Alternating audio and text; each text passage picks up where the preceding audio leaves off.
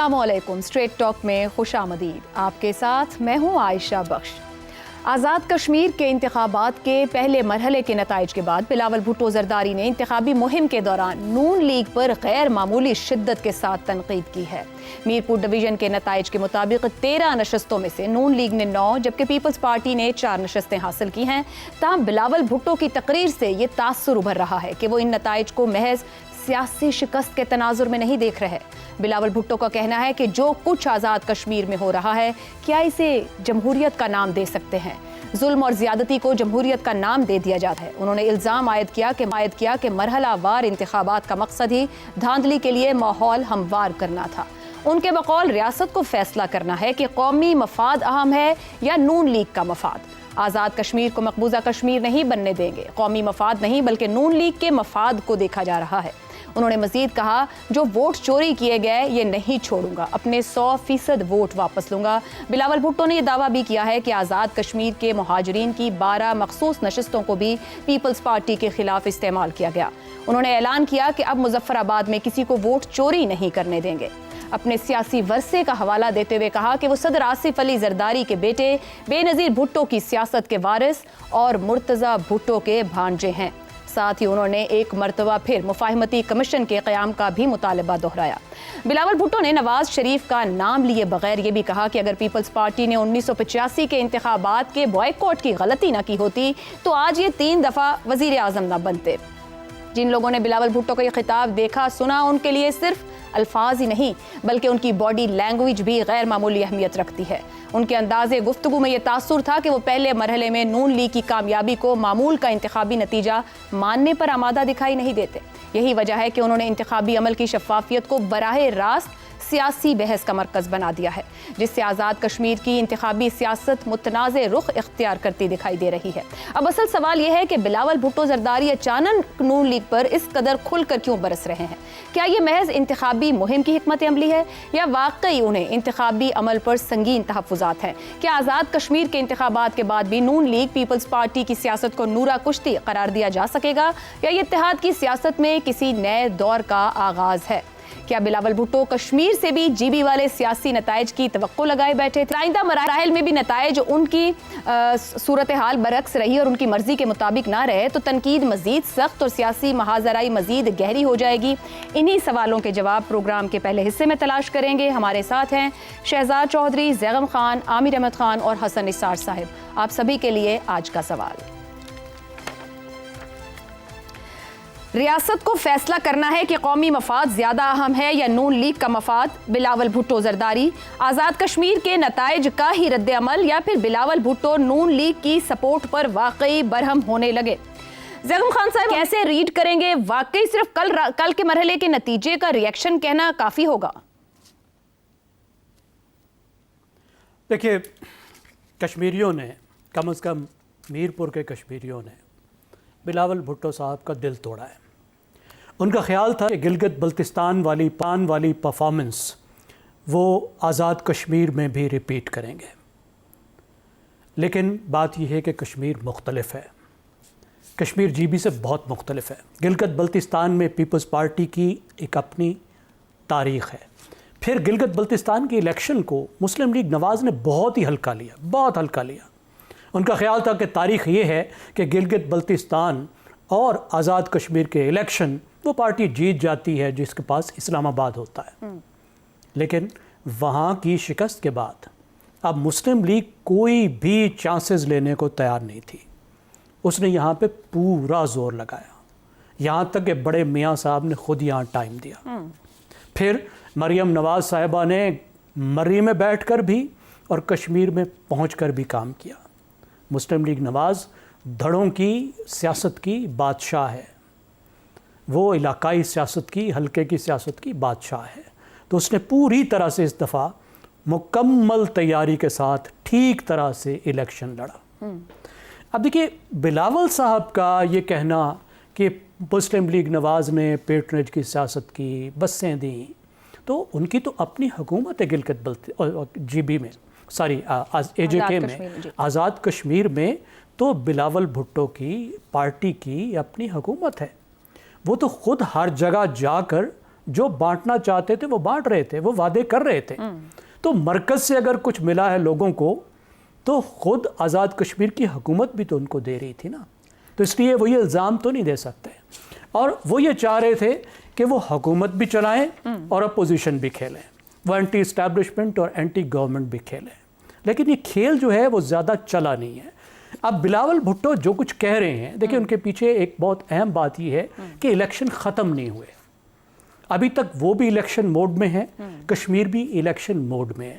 اگر یہ مکمل الیکشن ایک وقت میں ہوا ہوتا تو اس وقت وہ ہاتھ جھاڑ کے ایک طرف بیٹھ گئے ہوتے اور ایک محبت کی فضا قائم ہو گئی ہوتی, یا کم از کم جو الیکشن والا ایک جوش اور جذبہ اور جھگڑا ہوتا ہے وہ ختم ہو گیا ہوتا.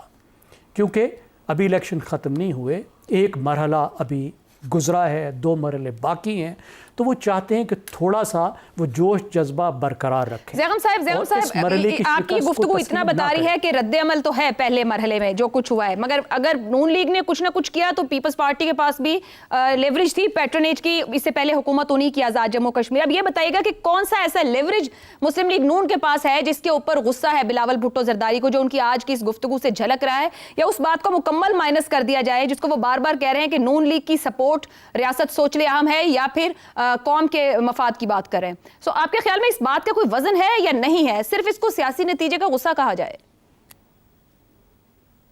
جی, ان کو غصہ تو اسی بات پر ہے کہ مسلم لیگ نواز نے الیکشن کا یہ مرحلہ کیوں جیتا ہے. اچھا ٹھیک ہے. کیونکہ ان کو بہت امید تھی کہ وہ جس طریقے سے محنت کر رہے ہیں اور جس طریقے سے انہوں نے جا کے گلگت بلتستان کا الیکشن لڑا تھا, اسی طرح اے جے کے والے بھی ان کا ساتھ دیں گے. ٹھیک. کیونکہ یہاں پر بھی وہ حقوق کے بیانیے کے اوپر الیکشن لڑ رہے تھے, جبکہ مسلم لیگ نواز جو الیکشن لڑ رہی تھی وہ لڑ رہی تھی ترقی کے بیانیے پر. اب سوال یہ تھا کہ کیا ووٹر ان کے حقوق کے بیانیے پر اعتماد کرتے ہیں یا نہیں کرتے ہیں. اب یہ فیصلہ ووٹرز نے کرنا تھا. میرے خیال ہے ووٹرز نے اعتبار نہیں کیا, اور اس وجہ سے نہیں کیا کہ اس وقت جب وہاں پر ایک تناؤ موجود ہے آزاد کشمیر میں, اس وقت خود پیپلز پارٹی کی حکومت ہے. پیپلز پارٹی کے لیے آسان نہیں ہے اس وقت کہ وہ حکومت میں بھی رہیں لیکن وہ دامن جھاڑ کے ایک طرف بھی ہو جائیں تمام سچویشن سے, اور یہ بھی کہیں کہ ہم حقوق آپ کو دلوائیں گے. اس لیے میرا خیال یہ ہے کہ آزاد کشمیر میں ابھی تک ان کا یہ بیانیہ نہیں چلا, ان پہ لوگوں نے یہ ٹرسٹ نہیں کیا کہ وہ واقعی ان کے حقوق کے لیے کھڑے ہیں. تو انہوں نے ایک ٹریڈیشنل روٹ لیا کہ ایک بڑی پارٹی باہر ہے, دوسری ایک بڑی پارٹی جو ہے وہ مسلم لیگ نواز کی شکل میں موجود ہے, تیسری پیپلز پارٹی ہے. تو انہوں نے ایک روایتی طریقے سے مطلب اگلے مرحلوں کو سیو کرنے کے لیے انہوں نے بھرپور طور پر آج ایک سیاسی بیانیہ رکھنے کی کوشش کی ہے. شہزاد چودھری صاحب, اسی خطاب میں انہوں نے آج بتایا, جتایا, یاد دلایا. یہ آپ بتائیے کہ صدر زرداری کا بیٹا ہوں, بے نظیر جیسی سیاست کرنا چاہتا ہوں, مرتضیٰ بھٹو کا بھانجا ہوں. بلاول ایک ہی جملے میں کیا کچھ سمجھانا چاہ رہے ہیں, کہہ رہے ہیں, کس کو مخاطب کر رہے ہیں اور کیا ثابت کر رہے ہیں؟ بڑا خوش آئندہ جی کہ آج مرتضیٰ بھٹو بھی پھر سے دنیا کو یا پاکستانیوں کو یا پیپلز پارٹی کو یاد آ گئے. پیپلز پارٹی کو پتہ نہیں یاد آنا چاہیے تھا یا نہیں آنا چاہیے تھا, لیکن بات صورت ان کے ماموں لگتے ہیں تو انہوں نے ان کا ذکر کر دیا. دیکھیے, بنیادی بات اگر آزاد کشمیر اور گلگت بلتستان میں جو فرق زیغم صاحب نے بھی جس کا ذکر کیا اگر سوچنا ہے, سمجھنا ہے, تو وہ یہ ہے کہ دونوں جگہ کا جو معاشرتی کلچر ہے وہ ٹوٹلی ڈفرینٹ ہے. جی بی کو ایک مکمل معاشرے کے طور پہ مختلف سوچ اور فکر کے ساتھ والے لوگ ہیں. آزاد کشمیر والے سمجھیے پنجاب کی ایکسٹینشن ہے, اس طرح کے لوگ ہیں وہاں پہ. وہاں دھڑے ہیں, وہاں برادریاں ہیں, وہاں پر ہر قسم کا وہ کام ہے جو کہ ناردرن پنجاب کا ہے, پنجابی کی ایکسٹینشن ہے. تو یہ اگر فرق کوئی سمجھ آئے تو یہ بیہیویئر جو ہے سمجھ آ جاتا ہے. لیکن بصورت وہ بھی بات صحیح ہے کہ پیپلز پارٹی کی ایک ہی حکومت تھی نا وہاں پہ آزاد کشمیر میں, تو پھر اس سے شکایت کرنا اور ان سے کسی اور سے شکایت کرنا. لیکن سب سے انٹرسٹنگ سوال آپ کا یہ ہے کہ ریاست جو ہے اس کو ڈیسائیڈ کرنا ہے کہ وہ کس کے ساتھ ہے, قومی مفاد کے ساتھ ہے یا نون لیگ کا مفاد عزیز ہے. تو سب سے پہلا سوال اپنا بلاول بھٹو صاحب سے ہی پوچھنا چاہیے کہ 2022 میں جب آپ نے حکومت میں شامل ہوئے اور اس کے بعد 2024 میں, تو اس وقت قومی مفاد زیادہ عزیز تھا یا نون لیگ کا مفاد زیادہ عزیز تھا؟ اگر ان دو چیزوں کا جواب دے دیں تو ان کو ہر چیز کا جواب مل جائے گا. کیونکہ اگر وہ قومی مفاد کو کہتے ہوئے طاقت کا حصہ بنے اور اس پورے نظام کا حصہ بنے تو پھر تو نون لیگ کے مفاد کا کوئی شکایت کا کوئی وجہ بنتی نہیں ہے, رہ نہیں جاتی. آپ جس بنیاد پہ آگے آئے تھے اس بنیاد پہ ہی اب نظام چل رہا ہے نا. بالکل ایسا ہے. تو اس کے بعد پھر ریاست کی بات کرتے ہیں. تو جب ہم حکومتیں جب الیکشن کرواتے ہیں اور حکومتیں بنائی جاتی ہیں تو حکومت کو ذمہ داری سپرداری کی جاتی ہے دو چیزوں کی، عوام کی اور ریاست کی. اور ریاست اور عوام کے بیچ میں جو رشتہ ہے یہ حکومتیں لے کے چلتی ہیں، اس کو مضبوط کرتی ہیں، اس کو قائم کرتی ہیں، اور ریاست کو بھی مضبوط کرتی ہیں اور معاشرے کو بھی مضبوط کرتی ہیں، عوام کو بھی مضبوط کرتی ہیں. یہی حکومتوں کا کام ہوتا ہے. حکومت کا مقصد ہی ہوتا ہے کہ اس رشتے کو قائم رکھا جائے اور مضبوطی سے چلایا جائے. تو ریاست تو ہم حکومت کو دیتے ہیں اور معاہدہ اور عوام بھی حکومت کی ذمہ داری ہوتی ہے. حکومت یہ کہہ رہے ہیں کہ یہ ان کی نہیں ہے، پارلیمنٹ میں بیٹھے حکومت نہیں کر رہے، حکومت کا حصہ نہیں ہے. یہ جو ہماری سیاست ہے یہ کون سی سیاست ہے؟ یہ کیا سیاست ہے؟ یہ سوال ان کو آج یہ پوچھنا چاہیے تھا اپنی تقریر کے اندر کہ آزاد کشمیر کی جو حیثیت ہے، جبکہ آزاد کشمیر جس کو ہم کہتے ہیں آزاد جموں کشمیر، اس کا جو پولیٹیکل اینڈ ہے وہ کیا ہے، اس کا مقصد کیا ہے؟ ہر سیاست کسی مقصد کے لیے کی جاتی ہے نا. الیکشن اس کا ایک حصہ ہے، اس کے بعد مقصدیت شروع ہو جاتی ہے. اور اگر وہ یہ نہیں سمجھ پائے تو اس کو کنیکٹ کرنے کی کوشش کریں، کنیکٹ کر کے یہ کوشش کریں اور پھر آزاد کشمیر کے رول کو بتائیں کہ یہ آزاد کشمیر جب ہم نے 1947 کے اندر سے اس کو پورے ہندوستان کے جو کشمیر والا حصہ تھا اسے علیحدہ کر کے پاکستان کا حصہ بنایا تھا تو کس مقصد کے تحت بنایا تھا؟ اس کا مقصد ابھی جو رہتا ہے، جو کام رہتا ہے، اس کو ہم اس کو استعمال کرتے ہوئے کیسے حاصل کر سکتے ہیں؟ یہ ٹیریٹری کا، یہ اپنی ٹرف کا کی لڑائی نہیں ہے. یہ پاکستان کے ایک ایسے انفنشڈ ایجنڈا اور مقصد کی طرف ان کا دھیان ہونا چاہیے جو کہ رہتا ہے کام کرنے کے لیے. آزاد کشمیر کو کس طرح چلانا ہے، کس طرح کی سیاست کرنی ہے، کس طرح کا نظام ہونا چاہیے، وہاں پہ کیا مثال قائم کرنی ہے تاکہ ہم دنیا کو دکھا سکیں کہ ہم اس قابل ہیں کہ ہم جو جموں کشمیر ہے مکمل طور پر اس کے اہل ہیں، اس کو ہم لے کے چل سکتے ہیں. یہ چھوٹے چھوٹے ٹرفس اور چھوٹی چھوٹی زمینوں پہ لڑنا شروع ہو گئے آپس میں، اور خاص طور پر وہ لوگ جو کہ یہاں پہ بیٹھ کے بالکل آپس میں شیر و شکر ہوتے ہیں اور وہاں پہ بیٹھ کے کچھ اور بات کرتے ہیں. میرا اپنا خیال یہ ہے کہ بلاول بھٹو یا تو سیاست کو اپنی والدہ کی طرح اور اپنے والد کی طرح، تو میں بھی کہہ سکتا ہوں چلیں کہہ دیتے ہیں صدر پاکستان ہے، سمجھنے کی کوشش کریں کہ مقصد کیا ہے آزاد کشمیر کے الیکشنز کا، آزاد کشمیر کے الیکٹورل پروسیس کا یا پولیٹیکل پروسیس کا مقصد کیا ہے، اس کو اس طرز میں چلائیں. آپ کے پاس پچھلے حکومت تھی پیپلز پارٹی کی، why Peoples Party could not run Azad Kashmir in that manner? ٹھیک ہو گیا. تو جو بھی ہوگا وہ کنٹینیوٹی ہوگی اسی نظام کی جس کے آپ ذمہ دار ہیں، جس کی آپ نمائندے ہیں، جو کہ اسلام آباد ہیں بیٹھا ہے یا کسی اور جگہ بیٹھا اور جس کے لیے خود بلاول بھٹو سر بارہا یہ کہہ رہے ہیں کہ ہم اس نون لیگ کے ساتھ نہیں، ہم قومی مفاد کے لیے نون لیگ کے ساتھ، یعنی ہم ریاست کے ساتھ ہیں، نون لیگ کے ساتھ نہیں ہیں. جی میں صرف بتا دوں، اگر سندھ میں قبول ہے نا آپ کی اپنی حیثیت اور آپ کو اسلام آباد میں اپنی حیثیت قبول ہے تو پھر ہر جگہ پہ قبول کرنی پڑے گی. میں یہ نہیں کہتا کہ آپ اس کے ایگری کریں یا ڈس ایگری کریں، ہو سکتا ہے میں ڈس ایگری کرتا ہوں جو نظام، لیکن یہ نہیں ہو سکتا کہ کڑوا کڑوا تھو کر دیں اور میٹھا میٹھا ہپ ہپ کر جائیں، ایسا نہیں چل سکتا. ٹھیک ہو گیا. حسن نثار صاحب، آخر بلاول بھٹو کو کیوں ایسا محسوس ہو رہا ہے کہ قومی مفاد پر نون لیگ کے سیاسی مفادات کو ترجیح مل رہی ہے اور اس پر کوئی فیصلہ کرنے یا سوچنے کی ضرورت ہے؟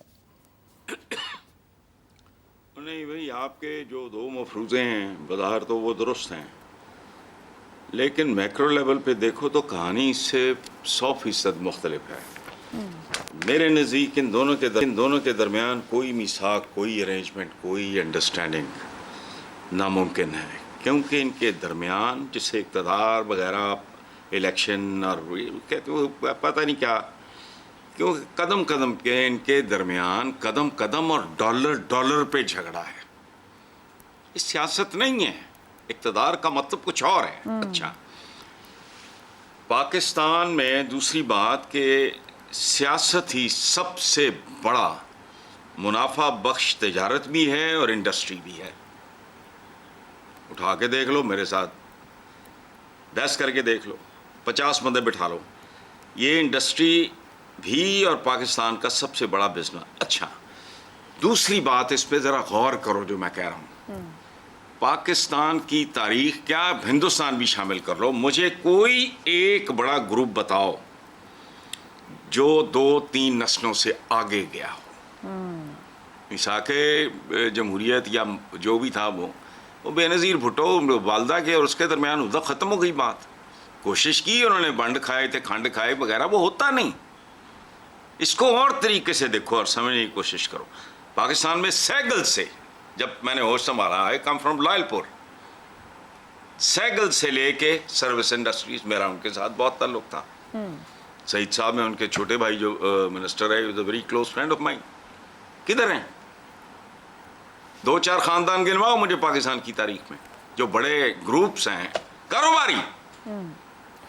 اگلی نسل میکسیمم دوسری کہانی ختم. تو نہیں, یہ ہے ہی نیچرل بالکل جو ہو رہا ہے, اور جو تاثر دیا گیا وہ ان نیچرل تھا. That is the way I look at it. اس صوبے میں حکومت, ادھر حکومت, مرکز میں حکومت, یہ پروجیکٹس ہیں ان کے مختلف. آئی ڈونٹ نو, ہم جمہوریت کرتے رہتے ہیں. جمہوریت نکلی ہے جمہور سے, جمہور کہتے ہیں عوام کو. 78 سال میں ان کے لیے روٹی ناممکن بنا دیا آپ نے. کیا مطلب, یہ ہے تو وہ ہے تو کچھ بھی نہیں ہے. یہ راجواڑے ہیں, مار دھاڑ چلتی رہتی ہے بس. ٹھیک ہو اس کا جتنا زیادہ قبضہ ہوگا اتنے ہی اس کے ڈالر زیادہ ہوں گے, فلانا ڈونگا, اور کچھ بھی نہیں ہے. حال 78 سال بعد یار یہاں ہوتے ہیں ہم سارے کوئی احمق ہیں. سمجھ نہیں آ رہی بات. 25 روپے کی روٹی, ٹھیک ہو گیا. عام آدمی کی اجرت دیکھو, 3 وقت کی روٹی, 6 بندے کا گھرانہ ہو, 2 روٹیاں کھانے والے, 3 ٹائم گزرتی ہوگی کیا؟ ٹھیک ہے سر. اگلے ایشو میں ہم نے اسی پہ معاملے پہ بات کرنی ہے. عامر صاحب, کیا بلاول بھٹو کی باڈی لینگویج کو سیاسی غصہ کہنا کافی ہے؟ پس پردہ کسی بڑی حقیقت کا علم ہے؟ کیا پہلے مرحلے کے نتائج نے اتنا غصہ دلا دیا ہے؟ ایکسپیکٹیشن کیا تھی, یا واقعی نون لیگ کے پاس کوئی ایسی سپورٹ ہے جو بلاول بھٹو کو بہت کھل رہی ہے؟ اچھا, ایک جو ہم ان کی تھوڑی سی تاریخ پہ نظر ڈالیں تو اس طرح کے جو سیاسی جو اکٹھ ہوتے ہیں, جو حکومت میں آ جاتے ہیں, سارے ان کی ایک شیلف لائف ہوتی ہے, ان کی ایک سیل بائی ڈیٹ ہوتی ہے. ملٹری گورنمنٹس آر ڈفرنٹ, وہ آتی ہیں تو 8-8, 10-10 سال گزار جاتی ہیں. ہم نے دیکھا ہے کہ جب پولیٹیکل گورنمنٹ آتی ہے نا, تو 90 کی دہائی تو اس کا جو ہے وہ سب سے بڑا اگزامپل ہے کہ 2-2.5 سال سے کوئی حکومت نہیں چلتی تھی. پھر مشرف کے بعد سے یہ ہوا کہ چلیں کچھ عرصہ چلتی تھیں حکومتیں, لیکن وہ کوئی پرائم منسٹر جو ہے وہ اس کو نہیں تھے ٹکنے دیتے. اور تو ایک تو اس ہائبرڈ نظام کی جو ہے نا وہ سیل بائی ڈیٹ مجھے لگتا ہے کہ قریب آ رہی ہے, اور اس کا تعلق صرف یہ آزاد کشمیر کی, اور اس کی وجہ صرف آزاد کشمیر کے انتخابات نہیں ہے, وہ اور بھی بہت کچھ جو اس وقت ملک میں ہو رہا ہے نا, وہ دیکھ کر یہی لگ رہا ہے کہ ہاں ان کی شیلف لائف اب خاتمے کی طرف جا رہی ہے, اور اب آگے کیا ہونے والا ہے شاید اس کی طرف تھوڑی بہت پوزیشننگ ہے. تو ان کا ایک تو میرا خیال ہے یہ فیکٹر بھی اس غصے کے پیچھے مجھے نظر آ رہا ہے. اور دوسرا یہ ہے کہ تاریخی اعتبار سے پیپلز پارٹی اور مسلم لیگ نواز کا ایک ہمیشہ سے ایک ان ایزی سا الائنس رہا ہے. آپ کو یاد ہوگا کہ جب مشرف کے بعد پیپلز پارٹی کی جو حکومت بنی تھی اس میں حالانکہ اس وقت میثاق جمہوریت بھی سائن ہو چکا ہوا تھا, اور اس وقت مسلم لیگ نواز سپورٹ بھی کری تھی پیپلز پارٹی کی حکومت کو, لیکن پھر بھی انہوں نے لوئرز موومنٹ کے اوپر لانگ مارچ کیا. یہ تو بات کی بحث ہے نا کہ وہ ان میں سے کون صحیح درست ثابت ہوا, زرداری صحیح ثابت ہوئی ہے میاں نواز شریف صاحب, لیکن انہوں نے لانگ مارچ کیا اور اپنی بات زبردستی منوائی. تو یہ کوئی نیچرل الائنس تو ہے نہیں ہے, یہ مجبوری کے الائنس ہیں. اس لیے اس طرح کی چیزیں جو ہیں وہ ضرورت سے زیادہ ٹینشن ان کے اندر کریٹ کر دیتی ہیں. عامر صاحب, آپ کی گفتگو نا ایک سوال مجھے کرنے پہ مجبور کری. ان ایزی الائنس گین تو دونوں نے بہت کیا اس بات میں, سیاست میں, سیاسی عہدوں میں, سیاسی ڈیلنگز میں, دونوں نے اس ان ایزی الائنس سے بہت کچھ گین کیا ہے. بھلے برا بلا کہہ لیں, لیکن اس کے باوجود اکٹھے بیٹھے ہوتے ہیں تو پھر نقصان عوام کا ہو رہا ہے. تو آپ اسے ان ایزی الائنس کیوں کہہ رہے ہیں؟ جب وہ گین کر رہے ہیں تو ان ایزی کیسے ہے؟ اچھا, اس طرح کے جو گینز, جس طرح کے گینز کی آپ بات کر رہی ہیں نا, وہ کسی قیمت پر آتے ہیں. اور وہ کیا قیمت ہوتی ہے؟ آپ کی سیاسی ساکھ کی, سیاسی عزت کی, عوام میں آپ کی مقبولیت کی. ایسا نہیں ہو سکتا کہ آپ اس طرح کے گینز جو ہیں وہ کرتے جائیں اور عوام تک اس کا اثر نہ ہو. تو یہ ٹھیک ہے کہ یہ اپنا کاروبار جو ہے وہ حکومت میں آ کے ان کے لیے بڑھانا ذرا آسان ہوتا ہے, لیکن اس کی جو قیمت ان کو دینی پڑ رہی ہے تو ان کی جو فائنینشیل ارتھمیٹک ہوتی ہے نا وہ تھوڑی سی ڈفرینٹ ہوتی ہے. اور ان کو کسی نہ کسی آخر کا سیاسی جماعتیں ہیں, پولیٹیکل پروسیس سے ہی آتی ہے, جیسا بھی وہ اچھا برا جیسا بھی پروسیس ہے اس سے گزر کے یہ حکومت میں آتی ہے. تو ان کی فائنینشیل ارتھمیٹک انہیں بتاتی ہے کہ اچھا جو ہم نے فائدہ اٹھایا ہے اس کے بدلے جو ہمیں نقصان ہو رہا ہے, تو کہیں یہ overall at a higher level یہ کوئی گھاٹے کا سودا تو نہیں ہے ہمارے لیے. اور میرا خیال ہے کہ یہ پچھلے سال کے اندر اگر آپ ایک پچھلے سال کے پیریڈ پہ نظر ڈالیں تو ہمیں بالکل اس طرح کی کوئی گرم جوشی نہیں نظر آتی ہے. اس طرح کا ریزالو بھی آہستہ آہستہ کم ہو گیا. جو پہلے ایک جس کو ایک کامن پولیٹیکل اینیمی سمجھتے تھے اس کو رستے سے ہٹانے کے لیے جب یہ اکٹھے ہوئے تھے اس وقت نظر آتا تھا. اس میں بھی مجھے بہت زیادہ وقت کے ساتھ ساتھ بڑی تیزی سے کمزور ہوتا. درست ہو گیا. بالکل صحیح نقطہ آیا ہے جب چوائس کی بات کی گئی کہ اگر سیاسی جماعتیں مرضی کی چوائسز کے ساتھ جب فیصلے کرتی ہیں تو اس کی پھر کاسٹ ہوتی ہے. چوائس مرضی کی ہے, کاسٹ اگر سیاسی ہے تو اس کا مطلب ہے خوشی سے یہ فیصلے سیاسی جماعتیں لے رہی ہیں جہاں عوام مائنس ہو جاتی ہیں. ایسے ہی کچھ اور فیصلے ہمیں وطن عزیز میں حالیہ دنوں میں دکھائی دے رہے ہیں. بحران ایک ہے مگر حکومت عوام کے لیے ایک بحران کو کئی بحرانوں میں ملٹیپل کرائسس میں بدل دیتی ہے. کیسے؟ اس بریک کے بعد.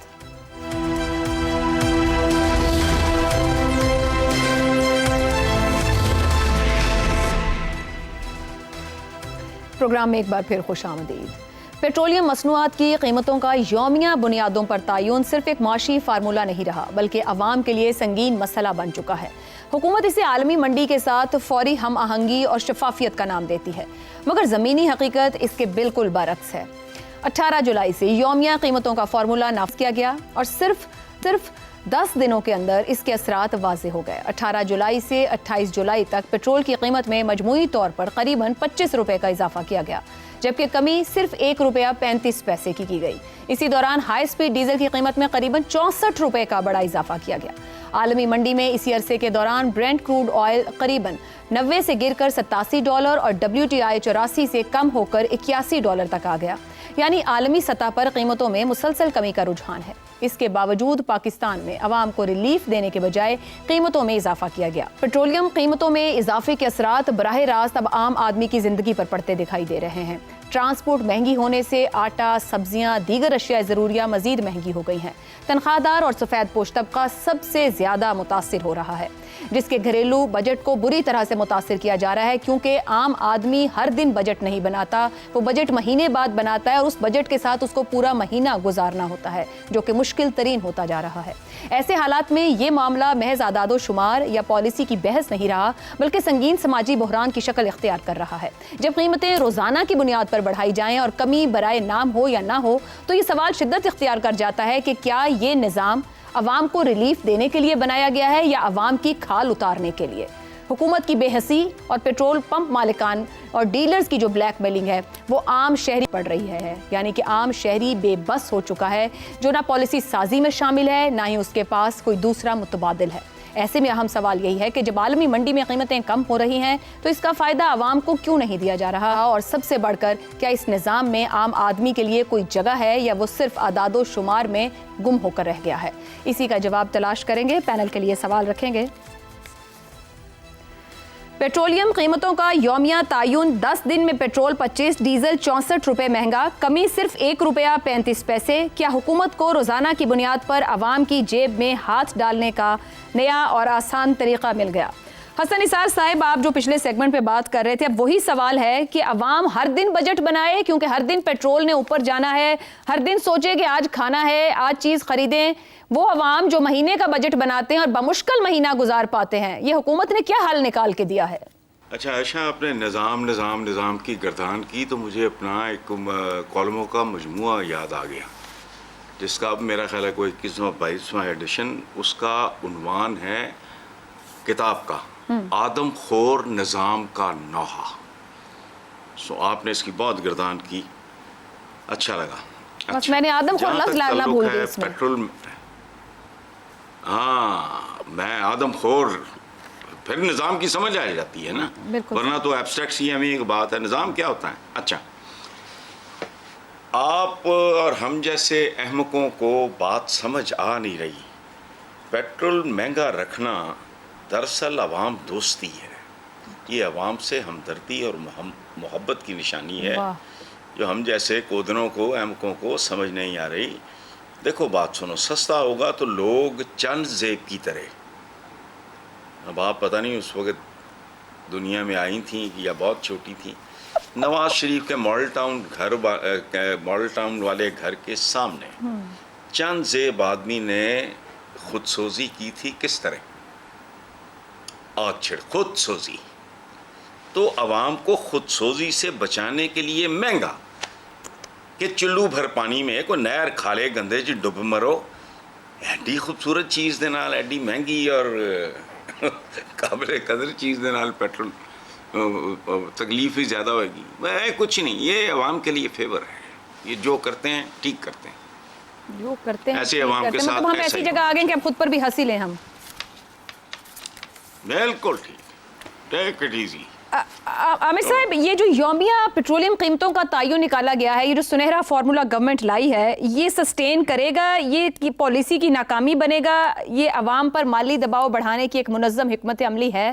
کچھ سمجھ پائے ہیں یہ کیا کر کے رہی ہے گورنمنٹ؟ عرصہ ہو گیا مجھے یہ باتیں سمجھ میں آنا بند ہو گئی تھیں، اور چھوڑے پر ایک کہ میں نے 35-40 سال اپنی زندگی کی صحافت میں گزاری ہیں، بیکار وہ گزری ہیں. وہ ایک شعر یاد آ رہا ہے مجھے، وہ شاید غالباً شعیب بن عزیز کا ایک بڑا کوئی مشہور مصرع ہے کہ اس طرح تو ہوتا ہے اس طرح کے کام.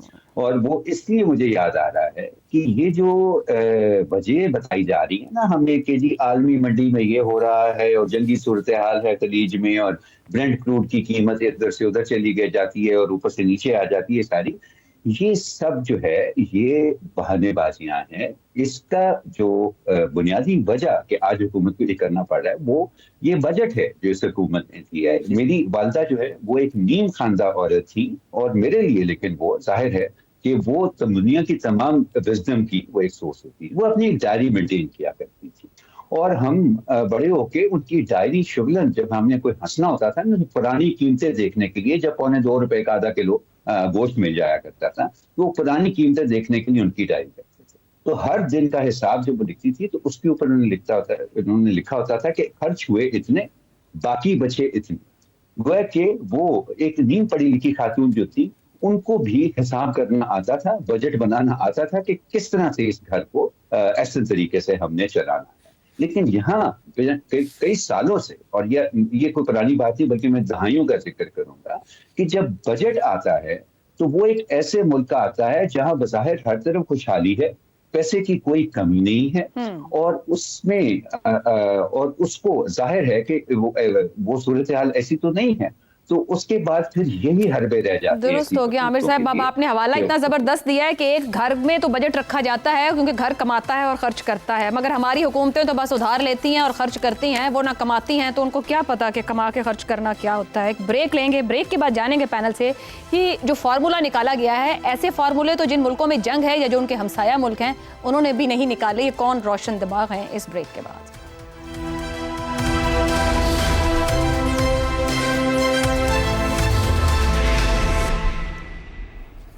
پروگرام کے آخری حصے میں ایک بار پھر خوش آمدید. پیٹرولیم مصنوعات کی قیمتوں میں یومیہ رد و بدل ہوگا، تنخواہ مہینے میں ایک بار ملے گی، ہر گھر کا بجٹ بھی ایک بار بنتا ہے، مگر اس حساب سے کرائے ہوں، اشیاء خور و نوش ہوں، سفید پوش اور تنخواہ دار طبقہ ایک پریشانی میں ہے. شہزاد چودھری صاحب، نظام حکومت کی بے حسی کہا جائے یا جو پیٹرولیم ڈیلرز ایسوسی ایشن ہے ان کی بلیک میلنگ، اس بیچ ایک عام آدمی کہیں ایگزسٹ کر رہا ہے؟ عائشہ، ایک عام استعمال کی ٹرم ہے، ہمارے ہاں بہت استعمال ہوتی ہے، یقیناً جانتی ہوں گی، چتر چلاکی. جی، یہ حکومت کی چتر چلاکی ہے، یعنی باتوں میں الجھا دینا، چلاکی ایسے کر دینا جیسے باتوں کے اندر اس کو الجھا دیا بات کو. Playing part too clever for their own good. لیکن دوسری بات یہ ہے کہ دو چیزیں مجھے ضرور نظر آتی ہیں اس میں جو فائدہ حکومت کو ہو رہا ہے. ایک تو یہ کہ جو بیس پرائس ہے نا پیٹرولیم کی، پیٹرول کی بیس پرائس کسی زمانے میں 210 سے 230 روپے لیٹر ہوتا تھا. جب سے یہ روزانہ پچھلے 7 دنوں کا 8 دنوں کا ایوریج ہم نے دیکھنا شروع کیا ہے، یہ 290 295 300 کے لگ بھگ نظر آ رہا ہے. آپ بھول گئے کہ کبھی کسی زمانے میں یہ 210 یا 220 بھی ہوتا تھا، تھوڑی دیر کچھ عرصہ پہلے کی بات ہے. اب آپ 290 کے ریفرنس سے بات کرتے ہیں، 5 روپے بڑھ گیا، 5 روپے کم ہو گیا، 2 روپے اوپر ہو گیا، 2 روپے نیچے، کیونکہ اب آپ کا ریفرنس 290 ہو گیا. اسے کہتے ہیں زبردست چتر چلاکی، جس نے کہ ان کی جیب کے اندر بے دریغ پیسہ ڈالنا شروع کر دیا. دوسری بات، اسی میں 108 روپے کی لیوی بھی ہے، جو آپ لوگ اتنا عرصے سے شور مچا رہے تھے نا، لیوی کر گیا، لیوی دے دیا، لیوی اتنا بڑھا دیا، وہ بھول گئے آپ لوگ. اب 290 جس میں کانسٹنٹ ہے 108 روپے کی لیوی، یعنی وہ اوپر نیچے 1 روپیہ 2 روپے چلتی رہے گی. کبھی آپ 110 دے رہے ہوں گے، کبھی 110، لیکن 108 کو یا اس سے ریفرنس پرانا کر کے کہ کبھی 60 65 کی ہوتی تھی، اب اس کو بھی بھول گئے. اچھا تو یہ تو ہو گئی، یہ آپ نے انہوں نے جو دوسرا 25 روپے یا 30 روپے بڑھاتے ہوئے اب حکومت کو جواب دینا پڑتا تھا. ابھی کیا ہے کہ اگلے 10 دنوں کے اندر 2 3 روپے 4 روپے کر کے وہی 25 روپے جو 2 ہفتے میں لینے تھے یا 2 ویکس کے اندر 30 روپے لینے تھے، اب وہ 2 3 روپے کر کے روزانہ کے لے رہے ہیں، اور لگتا ہے یوں ہے کہ جیسے کوئی زیادہ نہیں بڑھی. تو یہ سب کے سب کمالات ہیں اس حکومت کے جو کہ اس چیز کو چلا رہی ہے. اب آپ کا سوال کہ اصل میں اس کا ہو گیا، اس میں ہولڈنگ بھی ہو رہی ہے، اس کے اندر بلیک مارکیٹنگ کی بھی کلی اجازت ہے، اس میں مارجن بھی بڑھا دیے گئے ہیں، اس میں سب کچھ کیا جا رہا ہے. اور اس میں ایسا وقت بھی آئے گا کہ جب انہی لوگوں کو استعمال کرتے ہوئے وہ سپلائی کو بند کر دیں گے، کیونکہ شاید پاکستان کے اندر تیل کی اتنی کمی ہو جائے کہ اس شور غوغے کے اندر ہمیں تیل ملنا بند ہو جائے اور وہ ضرورت ہو کہ پاکستانی تیل کم استعمال کریں. تو مجھے لگتا ہے کہ یہ بالکل ایک اوپن اینڈڈ قسم کی چیز ہے، اس کو پلگ اینڈ پلے کے طور پہ استعمال کیا جا رہا ہے، جہاں ضرورت پڑے جو بھی اس وقت کی ضرورت ہو اس کے مطابق ایڈجسٹ کر لے. مطلب جواب تو یہ ملا کہ عوام ایگزسٹ ہی نہیں کرتے صورتحال میں. زیغم صاحب مشیر خزانہ ہیں، فرماتے ہیں قیمتوں میں روزانہ کی بنیاد پر جو تھوڑا تبدیلی ہے نا وہ زیادہ بہتر ہے. اگر ہفتہ وار اور 15 دن کے بعد جو تبدیلی ہے اس سے بوجھ زیادہ پڑتا ہے اور اس فارمولے کے نتیجے میں ذخیرہ اندوزی کی حوصلہ شکنی ہے. سو آپ ان سے متفق ہیں؟ جی میں متفق ہوں. دیکھیں آپ کو ٹیکہ تو اتنا ہی لگنا ہے. 10 دن میں آپ کو ٹیکہ 25 روپے پیٹرول کا، 65 روپے 64 روپے ڈیزل کا، وہ تو لگنا ہی لگنا تھا. اب سوال یہ ہے کہ ٹیکہ ڈیلی لگنا ہے یا ہفتہ دن بعد لگنا ہے یا 15 دن کے بعد لگنا ہے. اور حکومت کا خیال یہ ہے کہ اگر ڈیلی ٹیکہ لگایا جائے تو عوام کو تکلیف کم ہوگی. دیکھیں فارمولہ بڑا سادہ ہے، فارمولے میں مسئلہ نہیں ہے. فارمولہ یہ ہے کہ پچھلے 7 دن کی قیمت کو جمع کریں اور اس کو 7 پر پھر تقسیم کریں تو بن جائے گا آج کا ریٹ. کل پھر یہی کریں کہ پچھلے 7 دن کی قیمت کو جمع کریں، اس کو 7 پر پھر تقسیم کریں. اس لیے ایک دن میں جب قیمت اوپر نیچے آتی ہے دنیا کی تو یہاں پر آپ کو وہ ایک دم سے بڑی تبدیلی نظر نہیں آتی، وہ آہستہ آہستہ آتی ہے. تو حکومت کا خیال یہ ہے کہ ایک تو جو قیمت کا بڑھنا اور کم ہونا ہے وہ اس طریقے سے اچانک اس وجہ سے نہیں ہوتا کیونکہ آپ 7 دن کی ایوریج کو نکال رہے ہوتے ہیں، یعنی جس کو کہتے ہیں رولنگ ایوریج. دوسری بات یہ کہ حکومت کو اعلان نہیں کرنا پڑتا، جواب نہیں دینا پڑتا. حکومت کہہ رہی ہے جی اوگرا جانے تے عوام جانے، اس لیے ہم تو ہو گئے ایک طرف. ذخیرہ اندوزی میں بالکل کچھ نہ کچھ فائدہ ہو سکتا ہے کیونکہ جب ایک دم سے قیمت بڑھنی ہوتی ہے تو پھر پیٹرول پمپ والے. مگر زیغم صاحب اس کے نتیجے میں جو کیوس بنتا ہے، جو منڈی ہے، جو ٹرانسپورٹ ہے، جو کھانے پینے کی اشیاء ہیں، وہ تو ڈیلی بجٹ نہیں بنا رہے اپنا، کوئی گھر بھی ڈیلی بجٹ نہیں بنا رہا ہے. دیکھیں نا اب آپ جو ہے وہ عائشہ بخش بن کے سوچ رہی ہیں نا. میں آپ کو بتا رہا تھا کہ حکومت کیا سوچ رہی ہے اور پاکستان کے عوام تو وہی سوچیں گے جو آپ سوچ رہی ہیں. ان کو یہی سوچنا چاہیے کہ ہمارے پاس جو یہ کیوس آپ نے کریٹ کر دیا کہ صبح جب میں موٹر سائیکل لے کر نکلتا ہوں تو مجھے پتہ نہیں ہے یہ جو ہم نے ڈیزائن تیار کیا ہے یہ کیا جنگ والے ملکوں میں یا ان کے ہمسایہ ملکوں میں بھی ایسے فارمولے نافذ ہو رہے ہیں جو جتنا کرائسس ہمارے ہاں موجود ہے اسی صورتحال میں؟ دیکھیں جو جنگ والے ملکوں میں جو کام نہیں ہوتا، جو نہیں ہونا چاہیے، جو اصل مسئلہ ہے، بنیادی مسئلہ جس سے ہماری توجہ اس فارمولوں نے ہٹا دی ہے وہ یہ ہے کہ کیونکہ حکومت ٹیکس اکٹھا نہیں کر سکتی تو یہ آسان شارٹ کٹ ہے تاجروں سے، بڑے ذمہ داروں سے، انفارمل سیکٹر سے، تو پھر انہوں نے 1700 ارب روپیہ اس سال آپ سے نکالنا ہے پیٹرول کی قیمت میں سے. وہاں پہ آپ کا بنیادی مسئلہ ہے 1700 ارب روپیہ، تقریباً 40%. تھینک یو سو مچ زیغم صاحب. تو گورننس کی عوام نے نہیں بھرنے ہیں. آج کے لیے پروگرام سے اتنا ہی، اجازت دیجیے، اللہ حافظ.